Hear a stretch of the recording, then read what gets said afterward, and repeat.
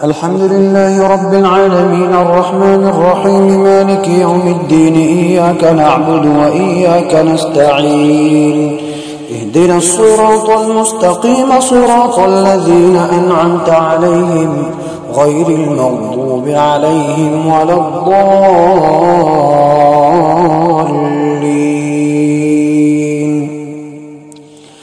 ولقد آتينا داود وسليمان علما وقال الحمد لله الذي فضلنا على كثير من عباده المؤمنين.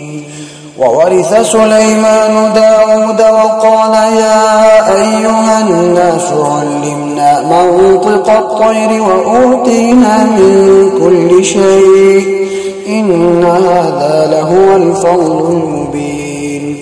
وحشر لسليمان جنوده من الجن والإنس والطير فهم يوزعون حتى إذا أتوا على واد النمل قالت نملة يا أيها النمل ادخلوا مساكنكم لا يحطمنكم سليمان وجنوده وهم لا يشعرون. فتبسم ضاحكا من قولها وقال رب أوزعني أن أشكر نعمتك التي أنعمت علي وعلى والدي وأن أعمل صالحا ترضاه وأدخلني برحمتك في عبادك الصالحين. وتفقد الطير فقال ما لي لا أرى الهدهد أم كان من